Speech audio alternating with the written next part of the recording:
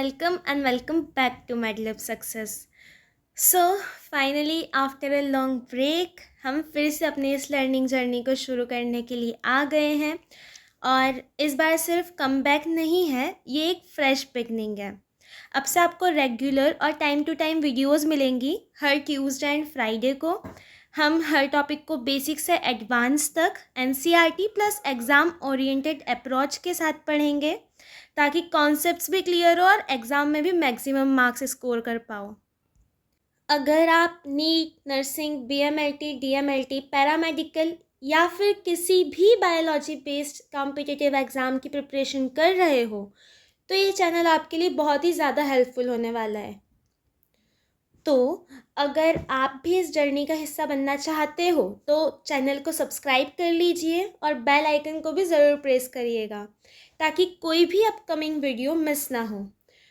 So without wasting any more time let's begin today's topic which is excretory system. तो ये हमारे anatomy और physiology का बहुत ही ज़्यादा इम्पॉर्टेंट चैप्टर है जो कि नीट, पैरामेडिकल, कॉम्पिटिटिव एग्ज़ाम्स के लिए भी काफ़ी यूज़फुल है।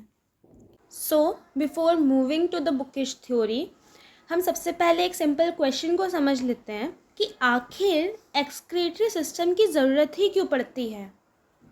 देखो, हम रोज़ खाना खाते हैं, ये फूड हमारे बॉडी में डाइजेस्ट होता है और सेल्स इससे एनर्जी बनाती है।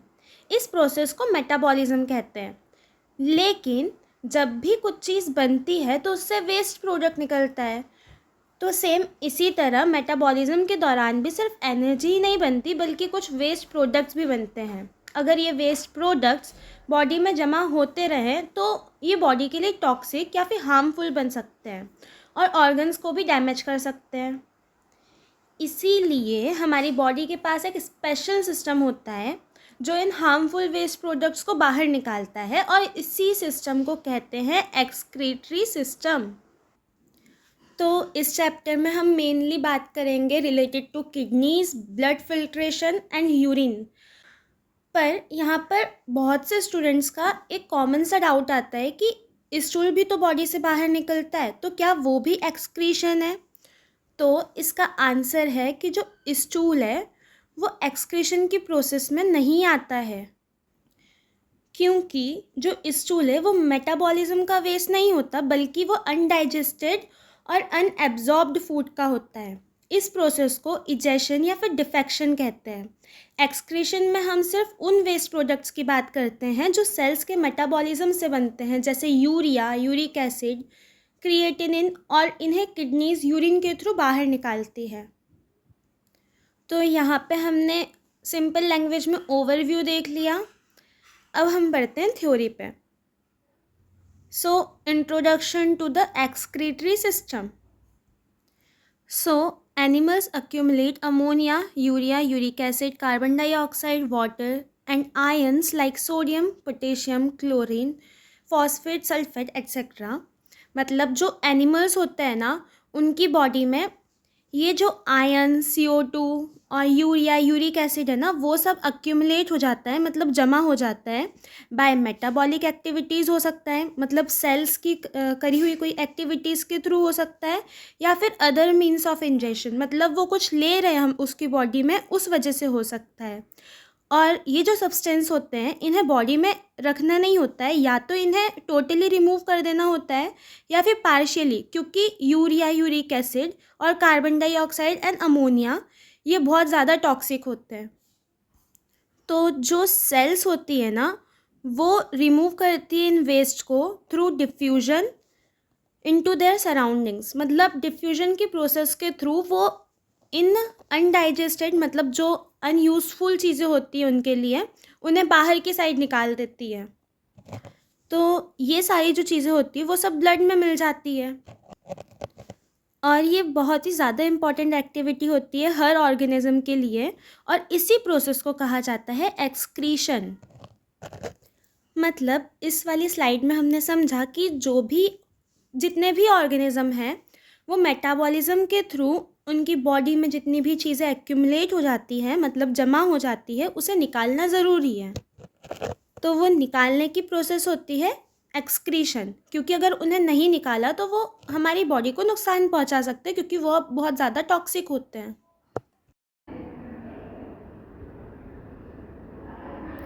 तो अब तक हमने ये समझा कि बॉडी में मेटाबॉलिज्म के दौरान वेस्ट प्रोडक्ट्स बनते हैं, लेकिन एक इंटरेस्टिंग बात यह है कि हर एनिमल एक ही टाइप का नाइट्रोजनस वेस्ट बाहर नहीं निकालता।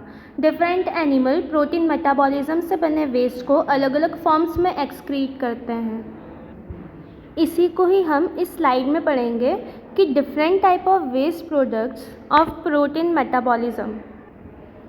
प्रोटीन मेटाबॉलिज्म के दौरान नाइट्रोजनस वेस्ट बनता है।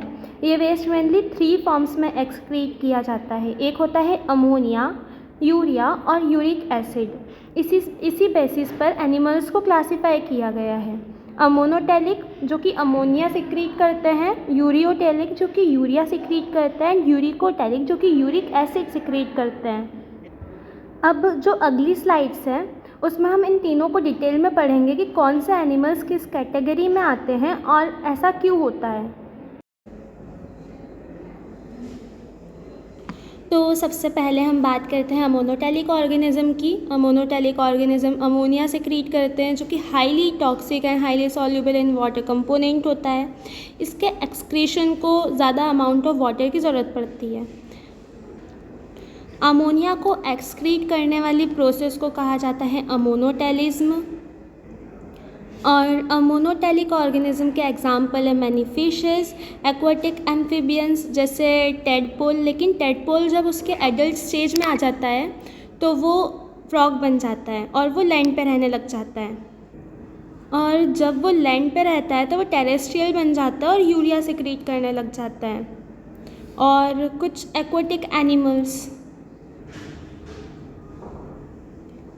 नाउ इसके बाद हम बात करेंगे उन ऑर्गेनिज्म की जो यूरिया को एक्सक्रीट आउट करते हैं। उन ऑर्गेनिज्म को कहा जाता है यूरियोटेलिक, जो कि लेसर टॉक्सिक वेस्ट होता है और यूरिया उनका एक्सक्रीटरी प्रोडक्ट होता है।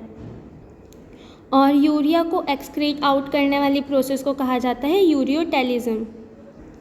इसके एग्जाम्पल्स हैं मैमल्स मतलब ह्यूमंस, मैनी टेरेस्ट्रियल एम्फीबियंस जैसे फ्रॉग वगैरह मतलब एडल्ट फ्रॉग, और मैनी मराइन फिशेस। उसके बाद हम बात करेंगे यूरिकोटेलिक ऑर्गेनिज्म की। जो ऑर्गेनिज्म यूरिक एसिड को एक्सक्रीट आउट करते हैं उन्हें कहा जाता है यूरिकोटेलिक ऑर्गेनिज्म। ये पैलेट और पेस्ट के फॉर्म में एक्सक्रीट करते हैं यूरिक एसिड को, और ये बहुत कम लॉस करते हैं वाटर का उनकी बॉडी से। और यूरिक एसिड को एक्सक्रीट आउट करने वाली प्रोसेस को कहा जाता है यूरिकोटेलिज्म। इसके एग्जाम्पल्स हैं snail, kangaroo, most insects, land rat and birds. Now अब हम बात करेंगे main functions of excretory system.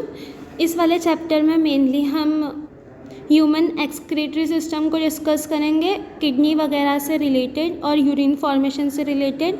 तो जो एक्सक्रीटरी सिस्टम होता है ना, वो रिमूव करता है हार्मफुल वेस्ट प्रोडक्ट्स को, जैसे कि urea, uric acid and creatinine. और एक्सक्रीटरी सिस्टम फिल्टर करता है और क्लीन करता है ब्लड को by removing waste substance and excess water. और मेंटेन करता है water balance in the body, मतलब जब हम ज़्यादा वाटर का इंटेक कर लेते हैं तो ये एक्सक्रीट आउट कर देता है एक्सेस वाटर को। और मेंटेन करता है सॉल्ट और इलेक्ट्रोलाइट के बैलेंस को, जैसे कि सोडियम हो गया, पोटेशियम और क्लोराइड। और रेगुलेट करता है पीएच ऑफ ब्लड को bye maintaining acid base balance.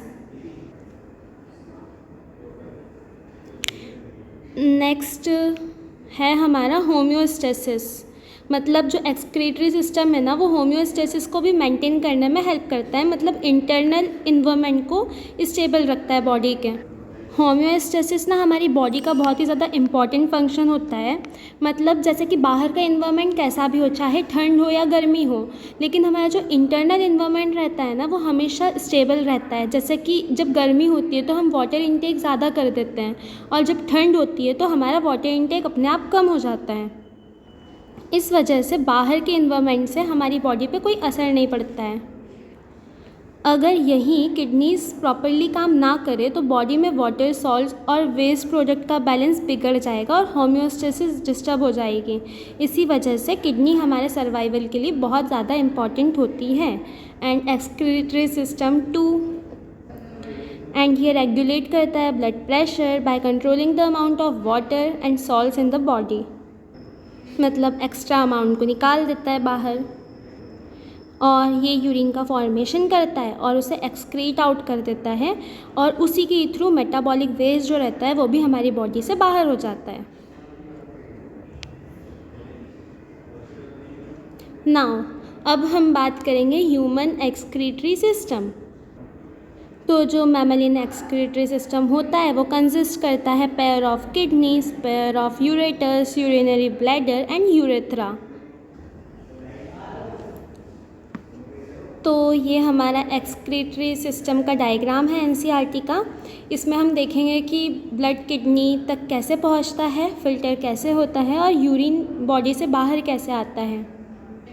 तो इस एक्सक्रीटरी सिस्टम के डायग्राम में हमको दिख रही है inferior vena cava, adrenal gland, renal artery, renal vein, pelvis, medulla, cortex, kidney, dorsal aorta, ureter, urinary bladder and urethra. तो जो हमारी इंफीरियर वेना कावा होती है ये बॉडी की सबसे बड़ी वेन है। इसका काम बॉडी के डिफरेंट पार्ट से डीऑक्सीजनेटेड ब्लड को हार्ट तक वापस ले जाना होता है। तो ये जो होती है ये फ़िल्टर ब्लड को लेके जाती है हार्ट तक किडनीज से। और जो डोर्सल अओर्टा है ना, ये बॉडी की मेन आर्टरी है। ये हार्ट से ऑक्सीजन रिच ब्लड को बॉडी के डिफरेंट ऑर्गन्स तक लेकर आती है, इंक्लूडिंग किडनीज़। मतलब इंफीरियर वेना कावा ब्लड को लेके जाएगी जो कि फ़िल्टर हो चुका होगा, और जो डोर्सल अओर्टा है वो ऑक्सीजनेटेड ब्लड को वापस से लेके आएगी किडनीज तक। फिर आती है हमारी रेनल आर्टरी। तो जो डोर्सल अओर्टा है ना उससे एक ब्रांच निकलती है जिसे रेनल आर्टरी कहते हैं। ये ऑक्सीजनेटेड ब्लड और वेस्ट प्रोडक्ट से भरा हुआ ब्लड किडनीज तक लेकर आती है ताकि किडनीज इसे फ़िल्टर कर सकें। मतलब जो रेनल आर्टरी है ना इसके अंदर ऑक्सीजन भी है और वेस्ट प्रोडक्ट्स भी हैं। उसके बाद आता है हमारा रेनल वेन। तो ना जब ब्लड फ़िल्टर हो जाता है ना उसके बाद क्लीन ब्लड रेनल वेन के थ्रू इंफीरियर वेना कावा में चले जाता है और फिर हार्ट तक पहुंचता है। मतलब रेनल वेन में फ़िल्टर ब्लड होता है और यूरिया की क्वांटिटी रेनल आर्टरी से कम होती है। और अब यहाँ पे हमको एड्रेनलिन ग्लैंड भी दिख रहे हैं जो कि हर किडनी के ऊपर एक होता है। ये एक्सक्रीटरी ऑर्गन नहीं है, ये एंडोक्राइन ग्लैंड है जो हार्मोन जैसे adrenaline, aldosterone and cortisol release करता है। लेकिन वो डायग्राम में दिख रहे थे इसलिए मैंने बता दिया, जिससे आपको पता हो कि ये किडनी के ऊपर प्रेजेंट एक एंडोक्राइन ग्लैंड है, ना कि पार्ट ऑफ एक्सक्रीटरी सिस्टम। उसके बाद हम बात करेंगे किडनीज़ की। ये हमारे एक्सक्रीटरी सिस्टम का सबसे इम्पॉर्टेंट ऑर्गन है। इसका मेन फंक्शन ब्लड को फ़िल्टर करना, वेस्ट प्रोडक्ट्स को रिमूव करना और यूरिन को बनाना होता है। और इसमें हमें किडनी के आउटर साइड कॉर्टेक्स भी दिख रहा है। तो किडनीज़ का जो आउटर रीजन होता है ना उसे हम कॉर्टेक्स कहते हैं। और उसके बाद मेड्यूला दिख रहा है जो कि इनर रीजन होता है किडनीज़ का, और यहाँ पे यूरिन कंसंट्रेट होती है और कलेक्टिंग डक्ट प्रेजेंट होते हैं यहाँ पर। उसके बाद दिख रहा है हमें यहाँ पे पेल्विस। ये एक फनल शेप जो स्ट्रक्चर सा दिख रहा है ना, ये पेल्विस होता है जिसमें यूरिन सबसे पहले कलेक्ट होती है किडनीज़ में जो बन जाती है। उसके बाद यूरेटर दिख रहे हैं जो कि रेनल पेल्विस से यूरिन को यूरेटर के थ्रू यूरिनरी ब्लैडर तक पहुँचाती है, और यूरेटर सिर्फ यूरिन को ट्रांसपोर्ट करता है। उसके बाद हमें यूरिनरी ब्लैडर दिख रहा है जो कि एक मस्क्यूलर स्ट्रक्चर होता है और एक टेम्पररी यूरिन को स्टोर करता है। और फिर आ जाता है यूरेथ्रा एंडिंग में, जहाँ से यूरिन फाइनली एक्सक्रीट आउट हो जाती है। And this all the overview of excretory system. तो ना यहाँ पे जो एक ही डायग्राम है ना उसमें दोनों चीज़ें चल रही है। एक तरफ तो यूरिन का पाथ चल रहा है और एक तरफ ये ब्लड का पाथ चल रहा है। तो अगर आपने इन दोनों चीज़ों को अलग अलग याद रख लिया तो आपके लिए ये डायग्राम हमेशा के लिए ईजी हो जाएगा, मतलब बहुत ईजीली याद हो जाएगा। मतलब इस डायग्राम को रटो मत, बस यूरिन और ब्लड के फ्लो को समझ लो एक बार। इस डोर्सल अओर्टा से ब्लड आएगा, इस इंफीरियर वेना कावा से ब्लड चले जाएगा किडनीज़ में घूम घुमा के, और ये जो यूरेटर है वहाँ से एक्सक्रीशन जो है अपना यूरिन है वो यूरिनरी ब्लैडर में जाके स्टोर हो जाएगी, देन एक्सक्रीट आउट हो जाएगी। तो फाइनली आज का पार्ट 1 यही कंप्लीट होता है। मुझे उम्मीद है कि एक्सक्रीटरी सिस्टम का बेसिक कॉन्सेप्ट और डायग्राम अब आपको बिल्कुल क्लियर हो गया होगा। अगर वीडियो पसंद आई हो तो लाइक, शेयर एंड चैनल को सब्सक्राइब करना मत भूलना, क्योंकि अब से रेगुलर क्लासेस आने वाली हैं। मिलते हैं नेक्स्ट लेक्चर में, जहां हम नेफ्रॉन और यूरिन फॉर्मेशन को डिटेल में समझेंगे। Till then take care and happy learning. Bye bye.